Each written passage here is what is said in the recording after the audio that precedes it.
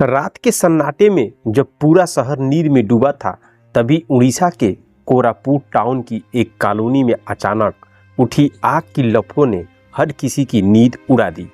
सड़कें खाली थी, आसमान पर धुंध की चादर थी और उस चुप्पी के चीरती हुई एक औरत की मदम चीखें किसी की रूह तक हिला रही थी। लोग दौड़ते हुए बाहर निकले। किसके घर में आग लगी है? अरे कोई अंदर है क्या? मदद के लिए चिल्लाहट गूंज उठी।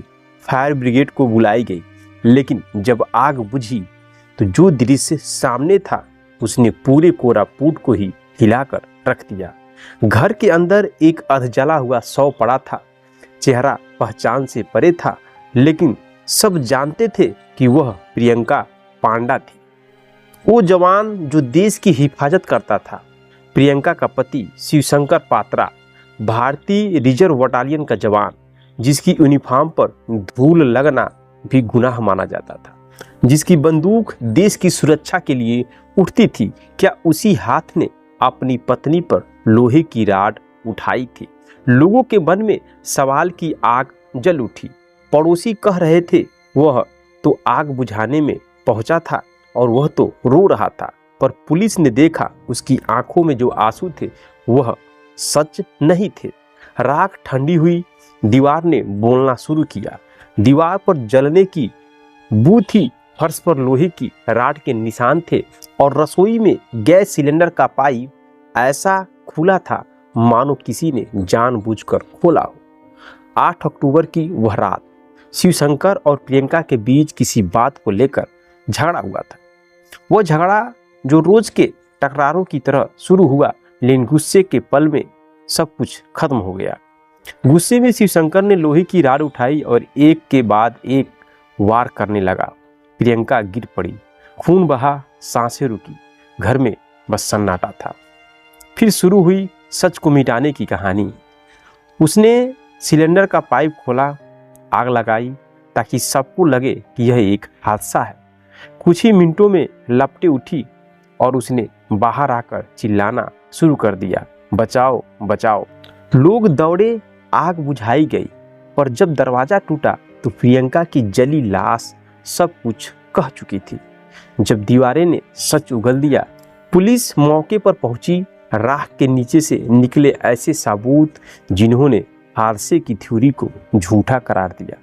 किचन की स्थिति, गैस का पाइप, राड के निशान, सब कुछ कत्ल की कहानी कह रहे थे। पुलिस ने जब शिवशंकर से पूछताछ की तो रोया, घबराया, बेतुकी बातें करने लगा। हर जवाब में झूठा, हर शब्द में विरोधाभास था। और फिर जब शक्ति बढ़ी तो वह टूट गया। उसने कबूल किया, हाँ मैंने ही गुस्से में आकर अपनी पत्नी को मारा है राड से। प्रियंका के पिता की रुलाई। प्रियंका के पिता थाने पहुंचे। चेहरा देखना मुश्किल था, पर उन्होंने अपनी बेटी को पहचान लिया। उनकी आवाज़ कांप रही थी, यह हादसा नहीं, कत्ल है साहब, मेरी बेटी का कत्ल हुआ है। पुलिस ने FIR नंबर 252/25 दर्ज किया। शिवशंकर पात्रा गिरफ्तार हुआ और कोरापुट की उस कॉलोनी में आज भी लोग कहते हैं उस रात आग सिर्फ घर में नहीं लगी थी, वह आग एक रिश्ते में, एक भरोसे में और एक औरत की सांस में लगी थी।